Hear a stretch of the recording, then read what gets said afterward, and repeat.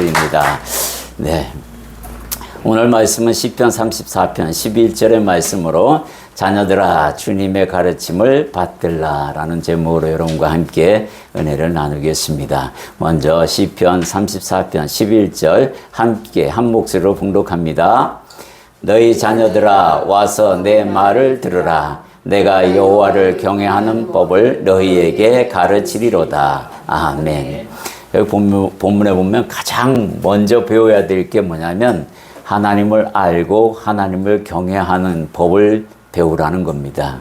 여러분 모두가 저부터 시작해서 여기에 어린 우리 청년들까지 다 계시는데 가장 중요한 것은 하나님을 알고 그 아는 만큼 또 하나님을 경외하게 됩니다. 이게 곧 이 땅에서 살아가는 방법 중에 가장 성공한다 그러면 우리가 좋아하잖아요, 성공을. 그 성공하는 비결이다라고 생각하면 아주 딱 맞습니다. 이 하나님을 경외하지 않고는 결단코 이 땅에서 행복할 수가 없습니다. 오늘 시편 기자인 다윗이 이렇게 가르치고 있습니다. 뭐라고 가르치냐면 우리 시편 34편에 주로 보면 그 경외하는 법을 이렇게 가르치고 있어요. 1절과 3절, 13절과 14절에 보면 내가 여호와를 항상 송축하며 내 입술로 항상 주를 찬양하리이다. 항상 주를 찬양한다. 즉 다윗은 하나님이 어떤 분인 줄 알기 때문에 자기 입에서 늘 하나님을 찬양하는 소리가 나온다는 이야기를 하고 있는 겁니다. 그래서 여러분들도 하나님을 알고 그분에 대하여 찬양을 끊임없이 올려드리라.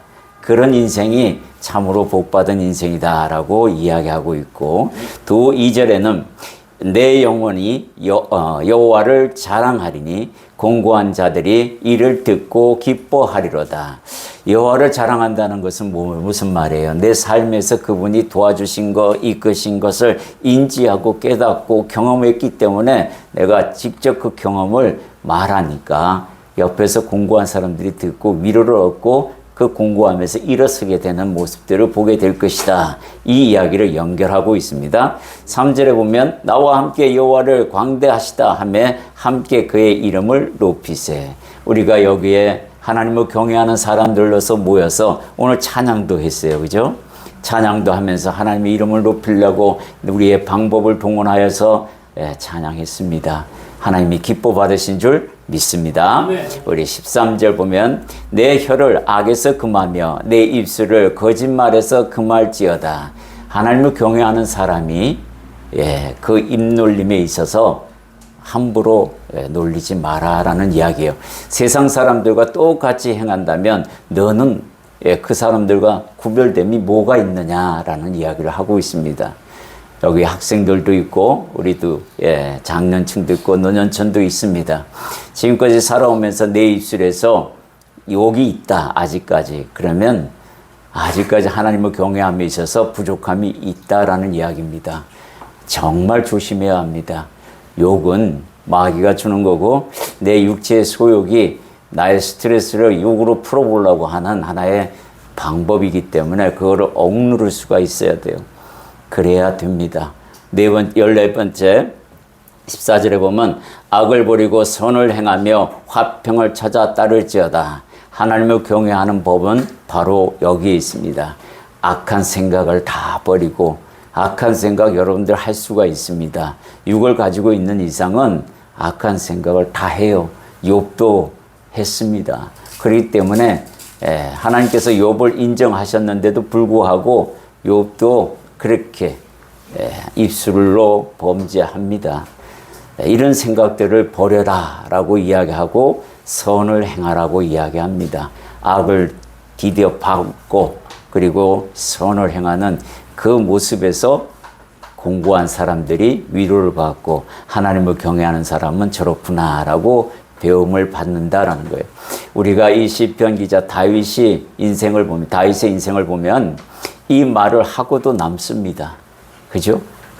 그래서 하나님께서는 다윗을 향해서 뭐라고 이야기합니까? 내 마음에 합한 자라고 얘기합니다. 여러분 한 사람 한 사람이 하나님 앞에서 정말 마음에 합한 자로 서 있는가라고 우리 한번 돌아봐야 돼요. 말씀을 읽는 이유가, 듣는 이유가 뭐죠? 나를 돌아보기 위해서 듣기도 합니다. 그리고 또 내 방향이 바르게 가고 있는지 확인하기 위해서 또 듣기도 합니다. 그리고 정확하게 목적이 무엇인지 잃어버렸을 때도 말씀을 통해서 찾게 됩니다. 경외하는 사람은, 하나님을 경외하는 사람은 그렇다라고 우리에게 이야기하고 있어요. 두 번째는 모세가 가르칩니다. 무엇으로 가르치냐면 2개의 돌판을 가지고 가르쳐요. 10계명이 그 앞에 쓰여 있습니다. 첫 번째 돌판과 두 번째 돌판의 내용이 다릅니다. 첫 번째 돌판은 우리가 흔히 말하는 하나님 사랑, 두 번째 돌판은 이웃 사랑으로 우리가 알고 있어요. 이걸 영적 세계와 육적 세계로 구별하면 육을 가진 하나님의 백성들이 영적 세계에서 해야 할, 영적 세계를 향하여 지켜야 할 도리가 첫 번째 돌판에 있고, 육을 가지고 있는, 육체의 삶을 가지고 있는 세계에서 지켜야 할 도리, 그게 두 번째 돌판입니다. 이렇게 두 가지로 구분되어 있어요. 첫 번째 돌판의 영적 세계에 대한 하나님께 향한 마음을 거기다 담으셨습니다. 뭐라고 얘기합니까? 너는 나 외에 다른 신들을 내게 두지 말라라고 명령하십니다. 유일신이라는 거예요. 오로지 한 분이신 하나님. 하나님은 두 분이 아닙니다. 한 분이세요. 저 밖에서 믿지 않는 사람들은 우리 보고 어떻게 유일신이라고 하냐고 떠들어댑니다. 그러나 진리는 분명하게 말합니다. 유일신으로. 그들이 만들어낸 신들과 타락한 마귀가 뭐예요? 타락한 귀신이라고 얘기하는데, 이 귀신은 타락한 천사들을 이야기합니다. 그 타락한 천사나 타락하지 않는 천사를 누가 만들었어요? 하나님이 만드셨잖아요. 그러니 하나님 한 분이 진짜 신이지 어떻게 마귀가 신이 될 수 있냐는 거예요. 하나님 입김 하나면 다 날아갈 존재들인데 왜 그 쓸데없는 것들에게 절하고 그것들을 형상을 만들어 섬기냐, 이렇게 말씀하고 있고 우리에게 분명히 영적 세계에 대한 정체성을 드러내고 있습니다. 지키라는 거예요.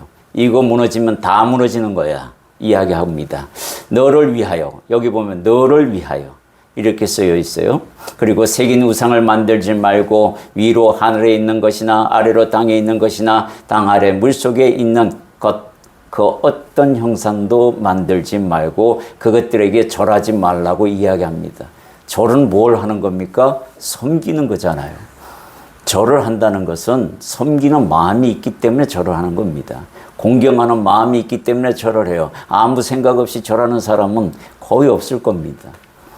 안부 인사나 할 때나 아무 생각 없이 할지는 몰라도 신을 섬기는 데 있어서 특히 우리 조상신이라고 예의범절 죽어서 부모를 공경한다. 살아계실 때 잘하라 그러면 됩니다. 살아있을 때 못한 사람들이 꼭 죽었을 때 앞서서 절하고 난리치고 왜 예배를 드리냐, 절하지 아니하고 제사 드리지 않고 이런 쓸데없는 그런 짓들을 하고 있다라는 것을 보게 됩니다. 하나님께서 분명하게 말씀합니다. 나를 사랑하라. 그리하면 천대까지 복을 누리리라. 분명히 우리에게 약속하셨다라는 거예요. 두 번째 돌판에는 첫 번째 계명이 내 부모를 공경하라입니다. 하나님을 공경하고 하나님을 경외하는 그와 비슷하게 이 땅에서의 삶의 정체성을 네가 육을 가진 이상 그 육을 네게 선물하신 그 또 영의 통로를 다 선물하신 네 부모를 공경하라고 이야기합니다. 그리하면 네가 이 땅에서 장수하리라고 분명히 우리에게 이야기하고 있어요. 사도 바울은 에베소 교회를 향하여 이렇게 말합니다. 자녀들아 주 안에서 너희 부모에게 순종하라. 이것이 옳으니라. 네 아버지와 어머니를 공경하라. 이것은 약속 있는 첫 계명이니 이로써 네가 잘되고 땅에서 장수하리라. 내가 잘되고 장수하는 비결이 첫 번째 돌판을 이루고 두 번째 돌판의 첫 번째 계명인 내 부모를 공경하는 것으로부터 시작이 됩니다. 이거 못하면 믿지 않는 자보다 더 악하다고 성경은 이야기하고 있어요. 부모를 공경한다는 것은 나의 정체성을 알고 그분을 섬긴다는 거예요. 지금 가정이 무너지는 것은 다 이 부모를 공경하는 것들이 무너지기 때문에 가정의 범죄가 지금 심심치 않게 일어나고 있다는 거예요. 그만큼 교회가 지금 깨어 있어야 되는데 그들을 향해서 가르쳐야 하는데 그 통로를 제대로 역할을 못하고 있다는 실정도 보여주고 있습니다. 내 부모를 공경하는 것이 하나님을 섬기는 또 하나의 이 땅에서 육을 가진 자로서 통로이다라고 우리에게 말씀하고 있어요. 또 자녀들에게 주님이 말씀하시는데 때를 따라 돕는 하나님을 신뢰하라고 이야기합니다. 하나님은 우리에게 늘 때를 따라 돕는 은혜를 베푸십니다. 히브리서 기자도 히브리서 4장 16절에 보면 그러므로 우리는 긍휼하심을 받고 때를 따라 돕는 은혜를 얻기 위하여 은혜의 보좌 앞에 담대히 나아갈 것이니라. 과거에는 나아가지 못했어요. 그런데 이제는 예수 그리스도로 말미암아 나아갈 수 있다라는 거예요. 하나님 앞에 우리의 죄와 허물이 다 모여 이렇게 가려졌기 때문에 해결되었기 때문에 하나님 보좌 앞에 나아가서 그 은혜를 구할 수 있다 이 이야기를 하고 있는 겁니다. 그러니 주님께서 우리에게 얼마나 큰 선물을 했어요. 그죠? 요엘서 2장 23절은 함께 있습니다. 시온의 자녀들아 너희는 너희 하나님 여호와를 말미암아 기뻐하며 즐거워할지어다. 그가 너희를 위하여 비를 내리시되 이른 비를 너희에게 적당하게 주시니 이른 비와 늦은 비가 예전과 같을 것이라. 여기에 보면 이른 비와 늦은 비로 비유하여 우리에게 돕고 있다라는 이야기합니다. 농사꾼에게 농부에게 비라는 것은 굉장히 중요합니다. 파종을 하고 비가 안 내리면 그거 다 썩어서 죽어버리잖아요. 열매를 못 냅니다. 그 비도 아주 적당한 시기에 와줘야만 되는 겁니다. 그죠? 여기에 이른 비, 늦은 비라고 이야기하는데 이스라엘에서 늦은 비는 파종하기 쉽게 땅을 정확히 적셔줘서 땅을 갈아서 씨를 뿌리는 비를 이야기합니다. 이런 비는 열매를 맺게 하는 비예요. 이 두 개의 비가 늘 때마다 우리에게 주신다라고 분명히 설명하고 있다는 거예요. 너희가 이런 은혜를 받고 있는데도 하나님을 경외하지 않는다면 되겠느냐? 이렇게 말씀하고 있습니다. 이사야서 55장 6절에서 7절 또 함께 있습니다. 너희는 여호와를 만날 만한 때에 찾으라. 가까이 계실 때에 그를 부르라.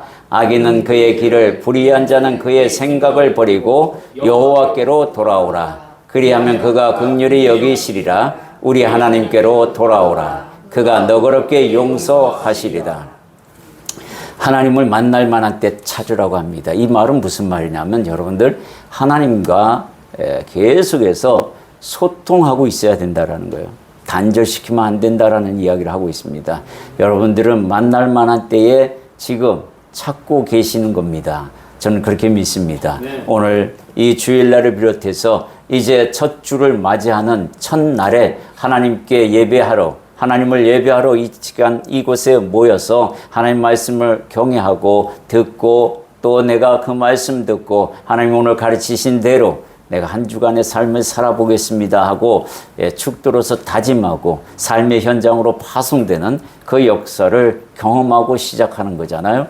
얼마나 귀한 자녀로 생각하시면 주님께서 이곳에 불러 종을 택하여 그 말씀을 전해주고 이기게 하신다라는 거예요. 그 말씀을 전해 들은 것은 무슨 말이에요? 내가 너를 돕겠다라는 전제가 깔려 있는 겁니다. 내가 너와 함께 하겠다는 거예요. 그래서 여러분들 이후의 삶은 어떻게 해야 돼요? 하나님과 소통하는 관계를 유지하려고 애써야 한다는 거예요. 기도하고 또 묻고 하루의 삶을 내가 진행하는 데 있어 하나님 앞에 먼저 무릎 꿇는 자와 그렇지 않는 자와 차이가 많잖아요. 우리가 여기서 자녀가 되어봤고 자녀도 키워봤습니다. 그죠? 아이가 필요한 거 묻습니다. 학용품이 필요하니까 돈 주세요. 그러면 사서 주든 돈을 주든 합니다. 근데 아이가 말을 하지 않으면 그게 필요한지 안 필요한지 무슨 수로 알아요? 하나님은 다 알고 계시지만 네 입술로 하나님께 고하라고 가르치십니다. 하나님께서 그렇게 했을 때에 들어 응답하실 때 하나님이 내 기도에 응답하셨다라는 믿음이 생기게 되는 거예요. 기도하지 않고 그냥 하나님이 들어주실 수도 있습니다. 그러면 그거는 우연이 되어버려요. 세상 사람하고 똑같이 생각 들고 믿음은 성장하지 않습니다. 그래서 기도하라고 우리에게 당부하고 있어요. 소통에 대한 문제를 이야기하고 있습니다. 그리스도의 형상, 즉 온전한 사람을 이루라. 우리가 온전한 사람이 무엇인가? 성경은 에베소서 4장 13절에 어떻게 나와 있는지 우리가 한 목소리로 봉독합니다. 우리가 다 하나님의 아들을 믿는 것과 아는 일에 하나가 되어 온전한 사람을 이루어 그리스도의 장성한 분량이 충만한 데까지 이르리니. 여기서 보면 온전한 사람이라 하는 것은 바로 하나님의 아들, 즉 예수 그리스도를 믿는 것, 아는 것, 이것으로 말미암아 온전한 사람으로 인정해 주시는 거예요. 칭의가 이루어지는 이유가 여기에 있는 겁니다. 여러분들은 하나님의 아들 예수 그리스도를 온전한 믿음으로 믿음을 갖고 지금 이 자리에 계십니다. 이제 그분이 가르치는 그 말씀의 힘이라든가 원리라든가 하나님 아버지의 마음이라든가 뜻을 알아가는 일에 힘쓴다면 온전한 사람으로 서 있다고 인정하마 하고 하나님이 약속하시는 겁니다. 우리는 온전한 사람이 되어야 합니다. 무엇으로? 믿음과 하나님을 아는 지혜로, 지식으로 그렇게 이루어질 수 있다라고 이야기하죠. 그 내용 중에 하나하나 살펴보면 첫 번째는 교만을 버리고 겸손을 갖추라는 거예요. 하나님을 예수 그리스도를 믿고 아는 자는 겸손이 따라오게 되어 있어요. 교만을 버리게 됩니다. 왜? 나라는 존재를 알기 때문에 그래요. 우리 동양 사상에 상선약수라는 말이 있어요. 노자 사상이라고도 하는데 상선약수는 뭐냐면 가장 높은 선은 물과 같다라고 이야기합니다. 그 물과 같다라고 이야기하는 이유가 있어요. 물은 어디로 향해 내려가죠? 낮은 곳을 향해서 매번 내려갑니다. 항상 높은 곳에 두더라도 항상 낮은 곳을 찾아서 내려가요. 그래서 그 이유 때문에 물이 가장 선하다, 최고의 선을 가지고 있다, 이 이야기를 하고 있는데 예수님도 이 원리를 말씀합니다. 항상 낮은 자리에 찾아가라고 우리에게 당부합니다.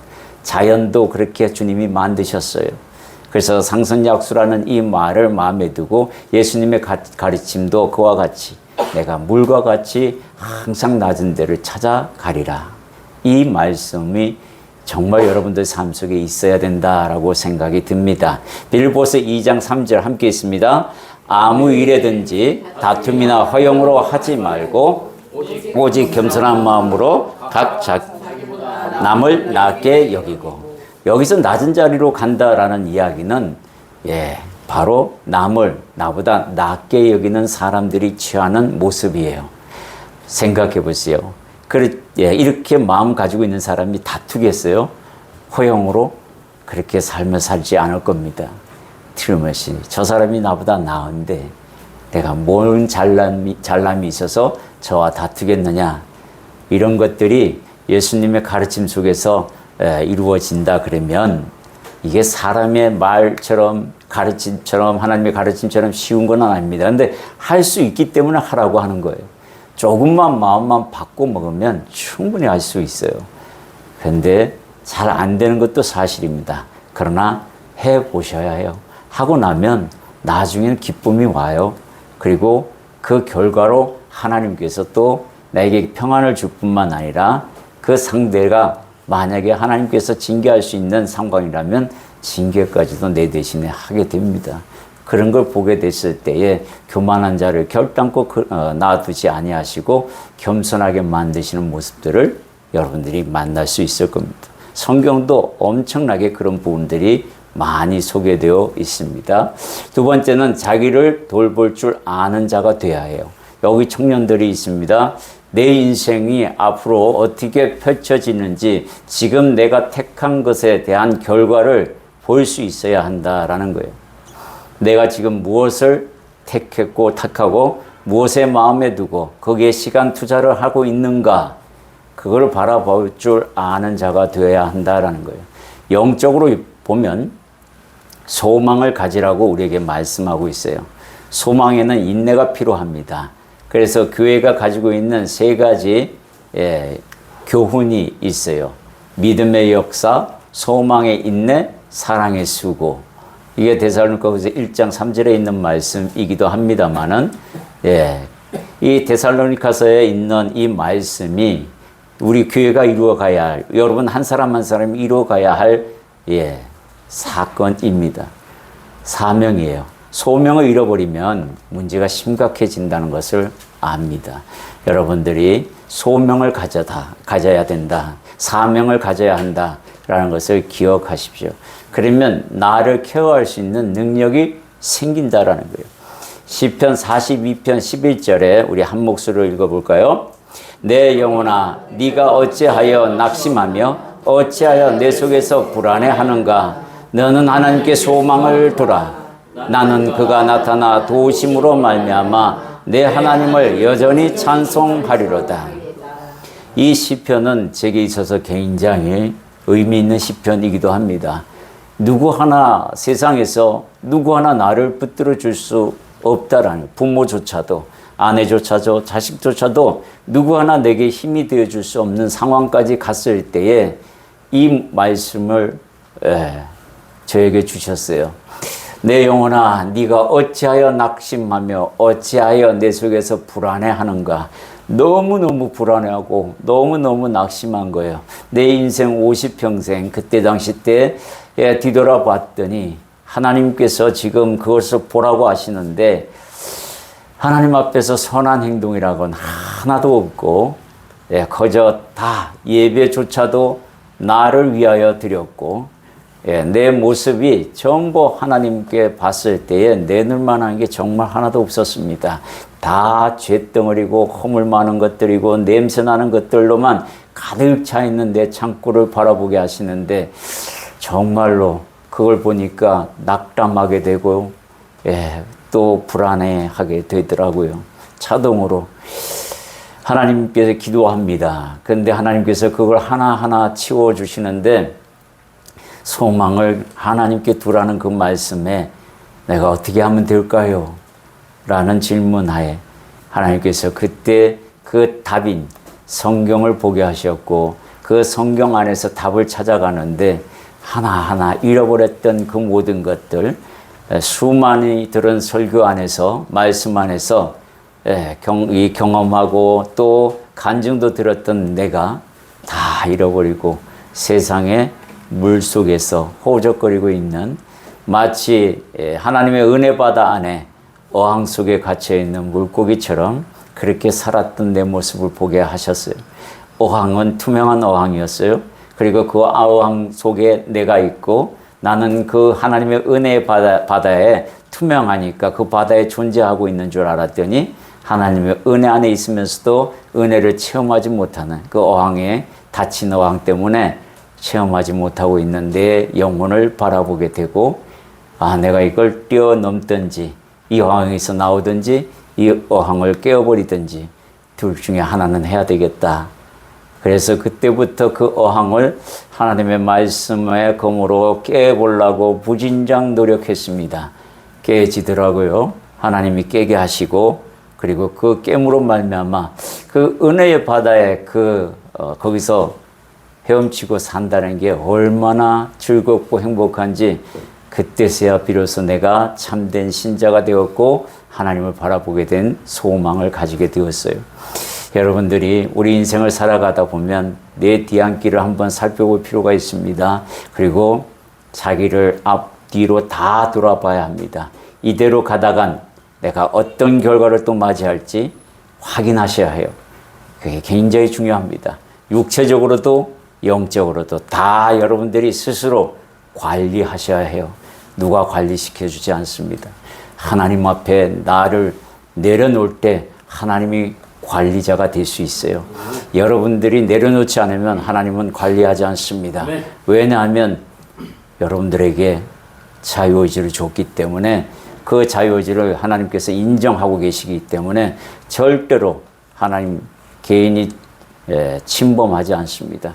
내가 내려놓고 내 자유의지도 하나님께 드리고 하나님께서 해 주십시오 했을 때에 하나님이 앞장서십니다. 그게 하나님이세요. 하나님은 그렇게 우리에게 인격적으로 우리를 대우하십니다. 세 번째는 사랑하는 법을 배우라는 겁니다. 그 사랑하는 법은 바로 예수님을 통해서 배우는 겁니다. 하나님의 사랑은 우리에게 예수 그리스도를 통해서 나타났어요. 어떤 사랑입니까? 생명과도 같은 하나님의 아들 되신 예수 그리스도를 이 땅에 보내셨어요. 누굴 위해? 나를 위해. 내가 하나님을 사랑할 수 있다? 아니요, 그렇게 못합니다. 절대로 그런 존재가 될 수가 없어요. 그건 교만입니다, 사실은. 하나님의 사랑이 먼저 내게 와서 내가 깨달아지었을 때에 그 사랑을 배우게 되고 그 배움과 동시에 나도 이렇게 하면 되겠다라는 마음이 들었을 때 비로소 사랑이 시작이 되는 거예요. 그 가치를 깨닫지 못하면 문제가 있는 거죠, 사실은. 우리 요한일서 4장 10절 함께 있습니다. 사랑은 여기 있으니 우리가 하나님을 사랑한 것이 아니요 하나님이 우리를 사랑하사 우리를 죄를 속하기 위하여 화목제물로 그 아들을 보내셨음이니라. 화목제물. 하나님과 나가 소통돼야지만 뭐가 이루어지죠. 사랑도 이루어지고 뭐가 이루어질 거 아닙니까? 그걸 위해서 하나님이 먼저 길을 여셨다는 거예요. 내가 길을 못 여니까 하나님께서 열어주셨어요. 그거 인정하면 되는 겁니다. 그러면 소통의 길이 열려요. 그리고 하나님은 내 안에 거하게 됩니다. 그리고 그 안에 거한 성령님과 소통을 날마다 하셔야 해요. 그랬을 때에 하나님의 사랑이 이런 것이구나 했을 때 내가 비로소 어떻게 사랑해야 될지를 알게 되는 겁니다. 우리가 험난한 인생길을 걸어가고 있는데요. 형통한 인생길로 하나님께 바꾸고 싶어 합니다. 요청합니다. 그죠? 왜 그래야 되냐? 우리는 험난한 인생을 살 수밖에 없는 존재입니다. 이유인즉슨 하나님께서 우리가 아담과 하와가 죄를 범함으로 말미암아 주신 징계가 고통이고 질병이에요. 하나님께로부터 온 그 고통과 질병, 그것을 우리가 안고 살아갑니다. 육체가 있는 이상 어쩔 수 없어요. 그런데 형통한 인생길로 갈 수 있는 길을 여셨어요. 그걸 우리에게 알려주는 게 야베스의 기도입니다. 역대상 4장 10절에 보면 이 야베스는 유다 지파에 속한 사람으로서 굉장히 어미가 수고롭게 낳았다는 거예요. 난산을 하신 것 같아요. 그래서 엄청 수고롭게 낳았는데 너무 귀한 아들인데 이 아들이 신앙적으로 자라게 되는데 하나님 앞에 기도합니다. 그 기도한 내용을 우리 역대상 4장 10절 함께 읽도록 하겠습니다. 야베스가 이스라엘 하나님께 아뢰어 이르되 주께서 내게 복을 주시려거든 나의 지역을 넓히시고 주의 손으로 나를 도우사 나로 환난을 벗어나 내게 근심 없게 하옵소서 하였더니 하나님이 그가 구하는 것을 허락하셨더라. 이 족보 안에 이 기도의 내용을 넣으신 이유가 있다고 지난번에 말씀드렸죠. 그 이유는 뭐예요? 유다 지파, 즉 하나님 아들로 오신 예수 그리스도 계보 안에 있는 너희가 하나님께 이 야베스처럼 기도한다 하면 내가 들어주리라. 이 약속을 적어 놓으신 거예요. 이 약속에 의지해서 여러분들도 똑같이 이와 같이 기도하시면 됩니다. 이루어 주시겠다고 분명히 하나님께서 약속하셨어요. 내게 복을 주시려거든. 나의 지경을 넓혀달래요. 이게 무슨 말이에요? 나의 바운더리를 넓혀달라는 겁니다. 친구도 많게 해달라고 그런 것들이 다 포함이 되어 있어요. 나의 영향력이 넓게 해달라고 요구하고 있는 겁니다. 그리고 주님께서 나를 도우셔서 내가 환난에 빠지지 않게 설사 빠지더라도 거기에서 건져내서 근심 없는 삶이 될 수 있게 해달라고 기도했더니 그걸 들으셨다고 얘기합니다. 허락하셨대요. 저는 이 기도를 가지고 날마다 여러분들과 함께 기도합니다. 그래요, 하나님. 이 땅에서 살아가면서 정말로 이런 인생 살아보고 싶습니다. 하나님. 환난에서 벗어나 근심 없는 삶이 어떤 건지 정말 한번 살아보고 싶습니다. 그 기도를 참 많이 하고 있습니다. 주님께서 들어주고 계시고 또 내게 기쁨을 줍니다. 환경은 바뀔 때도 있지만 바뀌지 않은 상태에서도 기쁨을 줄 때가 참 많습니다. 그게 바로 하나님이 나와 함께하고 있다는 뜻입니다. 여러분들이 그와 같은 기도를 하시기를 소망합니다. 네 번째는 하나님과 교제를 단절하지 말라는 겁니다. 매일 묵상하라는 거예요. 이삭이 매일 묵상했던 것처럼 여러분들은 교제해야 돼요, 하나님과. 그런데 교제는 무엇으로 합니까? 말씀과 기도로 한다고 분명히 쓰여 있어요. 하나님과 교제하는 자는 첫 번째 덕목이 뭐냐면 거룩해야 돼요. 우리가 거룩할 수 있는 유일한 길은 뭐냐면 여기에 디모데전서 4장 5절에 나와 있어요. 우리 함께 읽겠습니다. 하나님의 말씀과 기도로 거룩하여 짐이니라. 하나님과 말씀으로, 하나님의 말씀과 기도로 거룩해진대요. 그러니까 하나님의 존전에 나아갈 수 있고요. 담대히 나아갈 수 있게 됩니다. 그래서 여러분들이 하나님의 말씀과 기도로 날마다 깨어 있으라는 거고, 소통을 하라는 거고, 교제하라고 이렇게 말씀으로 우리에게 알려주고 있어요. 그래서 주님은 우리에게 이렇게 말씀합니다. 요한복음 8장 29절에 보면 나를 보내신 이가 나와 함께 하시도다. 나는 항상 그가 기뻐하시는 일을 행함으로 나를 혼자 두지 아니하셨느니라. 하나님께서 예수님 아들이시니까 충분히 저래고도 남죠. 이렇게 생각하지 마세요. 우리도 할 수 있기 때문에 이 말씀을 하시는 겁니다. 육으로 오신 예수님이 하셨기 때문에 육을 입고 있는 너희 하나님의 자녀도 이와 같이 나와 같이 할 수 있다.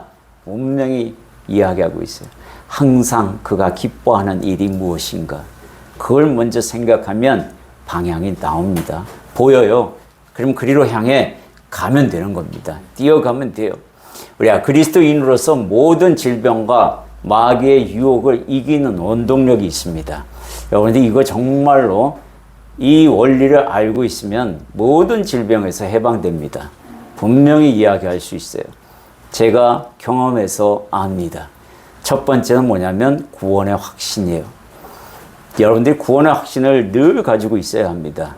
어떠한 경우에도 욥이 머리끝부터 발끝까지 종기가 나서 기와장을 긁어대면서 구더기가 살을 파서 막 먹는 그런 일까지 벌어졌더라도 하나님의 구원에 대한 소망을 저버리지는 않았어요. 그건 하나님 반드시 나를 구원하신다는 확신을 가지고 말을 하고 있습니다. 그 안에 그런 믿음이 있습니다. 로마서 3장 23절 우리 함께 있습니다. 모든 사람이 죄를 범하였음에 하나님의 영광에 이르지 못하더니 하나님의 영광이 사라졌기 때문에 우리가 병이 생기고 질병이 생기고 정신병도 오락가락하고 이런 거예요. 근데 이 영광을 하나님께서 찾아주셨다는 거예요. 잃어버렸고 이르지 못했지만 하나님께서 이제 찾아주셨으니 그게 우리 안에 있다. 그 빛이 너희 안에 있다라고 분명히 다시 말하고 있습니다. 고린도후서 4장 6절 함께 있습니다. 어두운 데 빛이라 말씀하셨던 그 하나님께서 예수 그리스도의 얼굴에 있는 하나님의 영광을 아는 빛을 우리 마음에 비추셨느니라. 그래서 영광에 이르지 못했던 이 신세가 예수 그리스도로 말미암아 하나님의 영광이 있다는 게 내 안에 살아나서 하나님의 영광에 이를 수 있다. 그 존전의 앞에 나아갈 수 있는 자격을 가지고 있다라는 거예요. 이게 구원의 확신을 가지라는 거예요. 네가 이제는 육체를 가졌지만 하나님의 백성으로서 거듭났고 새로운 피조물이 되었다. 분명히 이야기하고 있습니다. 예수 그리스도로 말미암아 육체를 가진 하나님의 자녀, 육체를 가진 하나님의 백성, 이 자부심을 잃지 마라. 이게 바로 구원의 확신이라는 거예요. 두 번째는 구원의 기쁨을 늘 누리라는 겁니다. 이 기쁨을 잃어버리면 병이 찾아와요. 구원의 확신과 구원의 기쁨은 같이 갑니다. 여러분들이 분명히 이것을 알고 있을 때 모든 질병 떠나가고 그 질병이 있다 하더라도 이기게 됩니다. 반드시 이기게 돼 있어요. 에베소서 2장 16절 함께 했습니다. 또 십자가로 이 둘을 한 몸 하나님과 한목하게 하려 하심이라. 원수된 것을 십자가로 소멸하시고 시편 51편 12절 함께 있습니다. 주의 구원의 즐거움을 내게 회복시켜 주시고 자원하는 심령을 주사 나를 붙드소서. 다윗이 분명히 이렇게 고백하고 있습니다. 구원의 즐거움이 내게 사라졌어요. 왜요? 우리 아내 바세바를 간음함으로 말미암아 내가 죄를 지음으로 말미암아 구원에 대한 즐거움을 잠시 잃어버렸다. 그랬더니 죄가 나를 엄습하게 되고 그 죄로 말미암아 하나님께 징계를 받게 되고, 그래서 어떻게 해요? 하나님께서 내게 자원하는 심령을 주셔서 다시 이 구원의 기쁨을 회복시켜 달라고 노래하고 있다라는 거예요. 얼마나 구원의 기쁨이 중요한지 다윗이 간증하고 있습니다. 구원의 기쁨, 여러분도 한번 찾아보십시오. 그 가치를 한번 찾아본다 그러면 굉장히 하나님께서 정말로 기뻐하실 겁니다. 하나님이 인간에게 원하는 삶이 있습니다. 여기 청년들도 있어요. 이 삶에서 벗어나면 안 됩니다. 항상 기뻐하라, 쉬지 말고 기도하라, 범사에 감사하라. 이것이 그리스도 예수 안에서 너희를 향하신 하나님의 뜻이라고 이야기합니다. 하나님의 뜻은 이 땅에서 이 세 가지를 이루어지는 삶을 살으라고 권면하고 있고 내가 도와주리라고 약속이 함께 있습니다. 어떻게 하면 그리스도 안에서 항상 기뻐할 수 있을까요? 그건 바로 구원의 기쁨을 잃어버리지 않을 때 가능하다 이야기합니다. 구원의 기쁨을 모르는 그 믿음은 구원의 가치를 깨닫지 못했기 때문에 그렇습니다. 여러분들 구원의 가치를 다시 한번 생각해 보세요. 하나님이 나를 어떻게 구원시켰는지, 그리고 그 구원은 대체 무엇인지, 이 땅에서 그것이 어떤 힘을 작용하고 있는지, 나같이 보잘것없는 자에게 하나님이 힘이 되어 주시겠다고 분명히 말씀하시는 그 구원의 확신과 함께 가는 이 기쁨, 이 원리를 기억하시면요, 그 가치는 주님께서 너 옥합을 깨트려라 그러면 옥합 깨트릴 수 있습니다. 네 전세산을 내게 바치라 하면 바칠 수 있어요. 이 구원의 가치는 이것들보다 비교할 수 없을 만큼 큽니다. 그렇기 때문에 우리의 선조들이 이런 모습으로 옥합도 깨트리고 내 전 재산을 가지고 있는 이 사마리아 여인, 두 렙돈을 가진 여인처럼 그렇게 전 재산을 다 드릴 수 있습니다. 우리는 속으로 이런 분들에게 이렇게 말합니다. 가난한 자니까 두 렙돈이나 그게 다 드릴 수 있는 거 아니겠습니까? 부자가 되면 더 못 드리죠. 그건 욕심이 있기 때문에 그래요.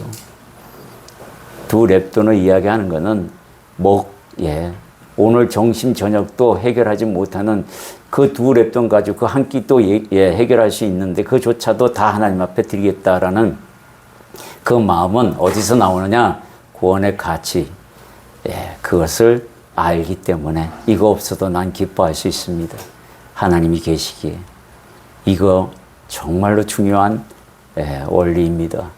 그리스도 예수 안에서 항상 기뻐할 수 있는 것은 구원의 가치를 깨달은 자만이 가능하다라는 거예요. 두 번째는 그리스도 예수 안에서 쉬지 말고 기도하라는 겁니다. 교제를 원하고 계세요. 구원의 확신이 있는 사람은 하나님의 자녀의 신분을 가지고 있습니다. 자녀가 부모하고 소통이 끊어지면 다 된 겁니다. 그거는 그 인생 종치는 거예요. 날마다 말씀과 기도로 교제하는 여러분이 되기를 소망합니다. 네. 세 번째는 그리스도 예수 안에서 범사에 감사하라라고 이야기하고 있어요. 나를 위해서 삼위일체 하나님이 일을 하고 계십니다. 매 순간마다 나를 돕고 계시고 나와 함께 하고 있어요. 그걸 안다면 감사가 저절로 나옵니다. 이걸 모르기 때문에 감사를 못하는 거죠. 현실에 얽매여서 그래서 감사가 사라지게 되는 거예요. 그러지 마십시오. 하나님이 나와 함께 있고 나를 돕고 있다는 그 사실, 삼위일체 하나님이 더군다나 그렇게 이야기하고 있습니다. 그러면 삶의 방식이 완전히 그리스도인으로 바뀌게 됩니다. 아멘. 정리하겠습니다. 첫 번째는 우리가 하나님을 경외하기를 배우라 라고 말씀하셨어요. 두 번째는 때를 따라 돕는 하나님을 신뢰하라고 배웠습니다. 세 번째는 그리스도 형상 완전한 사람을 이루라. 무엇으로요? 교만을 버리고 겸손을 갖추라고 이야기합니다. 자기를 돌아보는 자가 되라고 말씀하고 있어요. 소망을 품으라는 이야기입니다. 이 이야기는. 그리고 사랑하는 법을 배우라고 가르쳤습니다. 하나님과 교제를 단절시키지 말라라고 또 말씀하셨어요. 구원의 확신과 구원의 기쁨을 가지고 항상 품으면서 주 안에서 기뻐하고 주 안에서 기도하고 주 안에서 범사에 감사하는 그런 인생이 되라고 우리에게 오늘 가르치시며 권면하고 있습니다. 우리 잠시 이런 하나님을 생각하고 구원의 가치와 그리고 구원의 확신과 구원의 기쁨을 우리 함께 기도하겠습니다. 사랑해 주님 감사드립니다. 하나님께서 늘 사랑하시고 하나님께서 늘 도와주셔서 오늘 이 있음을 고백합니다. 아버지 하나님, 오늘 결단하고 나갑니다. 주님 그리스도인으로서 온전한 사람이 되기에 믿음을 가지고 하나님의 아들로 오신 예수 그리스도를 믿고 그를 아는 지식에서 또한 하나님 장성하게 자라나가는 자로서 구원의 확신에 그 가치를 깨닫고 구원의 기쁨을 가지고 나가 항상 기뻐하며 또한 하나님 쉬지 않고 기도하며 범사에 감사하는 그런 삶이 되겠다고 우리 하나님께서 말씀하셨으니 내가 그 말씀 믿고 나아갑니다. 그 말씀 믿고 나 또한 하나님께서 하나님 가르친 대로 경영하기를 원합니다. 주님과 동행하는 그 삶 속에서 교제하기를 원합니다. 말씀과 기도로 교제하였으니 그 말씀과 기도로 함께 나가기를 소망합니다. 함께하여 주시옵소서. 도와주시옵소서. 저 또한 주님 앞에 무릎 꿇고 나아가겠습니다. 결단하고 나가는 주의 백성들 하나님 한 사람 한 사람 만나 주옵소서. 예수님 이름으로 기도드립니다. 사랑해 주님 감사드립니다. 오늘 아버지 하나님, 자녀들아 예수 그리스도의 그 가르침을 받들라고 하신 우리 하나님, 오늘 주님 하나님을 경외함을 먼저 배우라고 하셨던 우리 하나님, 정말로 오늘 이 시간 하나님을 경외한다는 것이 내 삶 속에서 구원의 가치와 구원의 확신과 구원의 기쁨으로 말미암아 항상 기뻐할 수 있고 쉬지 않고 기도할 수 있으며 범사에 감사할 수 있다가 그 가르침대로 내가 이제 마음을 잡고 하나님께 향하기를 원하나이다. 결단하고 나아가는 주님의 백성들 한 사람 한 사람 기억하시고 야베스의 기도에 응답하신 것처럼 이들의 기도에 기름 부으시고 응답하여 주옵소서. 예수님 이름으로 기도드립니다. 아멘. 우리 새 찬송가 595장 나 맡은 본부는 찬양하겠습니다.